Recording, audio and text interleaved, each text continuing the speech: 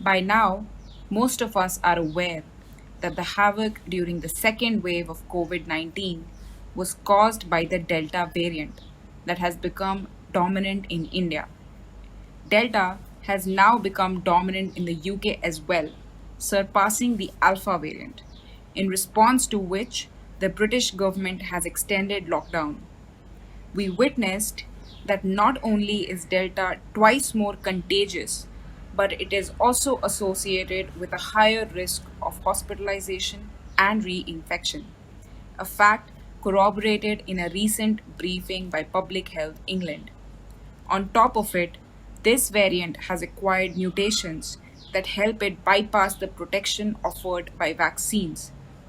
As if this wasn't already bad enough, Delta has evolved further, and we are now seeing the Delta Plus variant emerging in several states of India. In fact, as I was preparing this podcast, Delta Plus was declared a variant of concern by the Ministry of Health and Family Welfare, New Delhi, on 22nd night. Vaccination is being ramped up, but with the emergence of new variants, it is important for us to understand how grim a situation we are facing as a country. There is an unfounded sense of security among vaccinated individuals. An understanding of how variants affect the efficacy of vaccines is badly needed. And to put this in the context of India, we also need to understand the distinctive features of Delta and Delta Plus. First and foremost, it needs to be understood that vaccines in use today were designed to provide protection against the original virus. With time, the virus evolved into newer variants through mutations. A particular vaccine may or may not have the same efficacy against newer variants.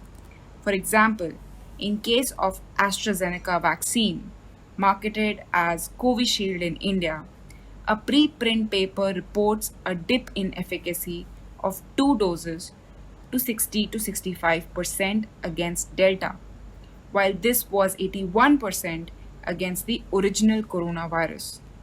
As for a single dose of Covishield, the efficacy has been found to be 33% against Delta as opposed to 76% against the original virus. As far as Covaxin is concerned, the other vaccine being administered in India, we are yet to get enough data to arrive at any conclusion regarding the impact of Delta on its efficacy.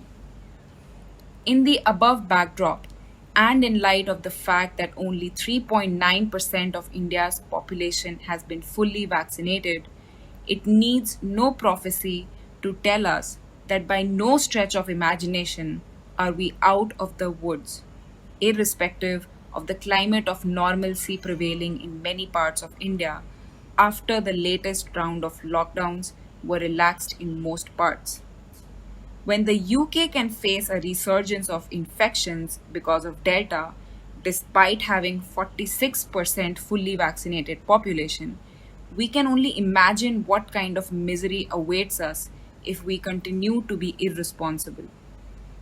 It goes without saying that the unvaccinated population remains vulnerable, but the presence of Delta and Delta Plus calls for a word of caution for partially and fully vaccinated individuals who remain vulnerable due to vaccines' reduced efficacy.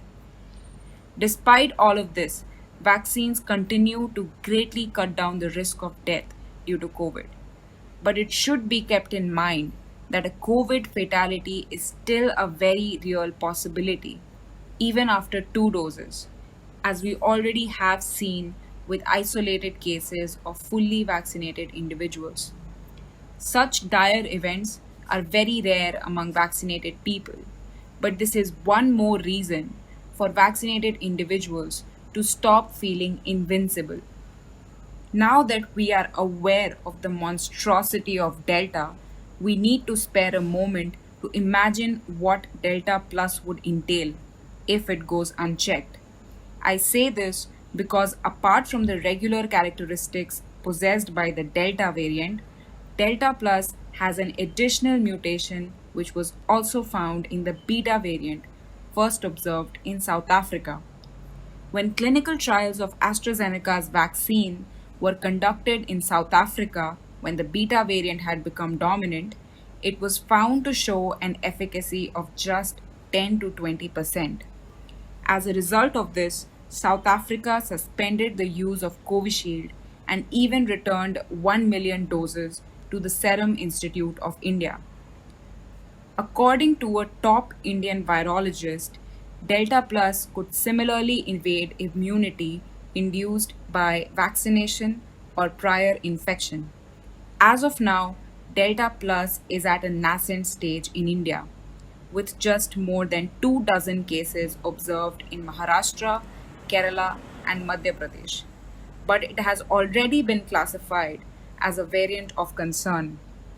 Hence, if we are not careful, we will be giving an opportunity to both Delta and Delta Plus to potentially undo whatever improvements in health infrastructure have been made since the onset of the second wave. Lest this should cause unnecessary panic, we need to remember that vaccines continue to be highly effective in preventing severe illness and death, despite demonstrating reduced efficacy against symptomatic infection as quoted above. I therefore urge all the listeners to not only meticulously follow guidelines issued by the Health Ministry in terms of COVID appropriate behavior, but also get vaccinated at the earliest possible opportunity. In this lies the secret to the continued health and longevity of our great nation and its citizens. You may go through the links attached in the description box for a detailed study on today's discussion.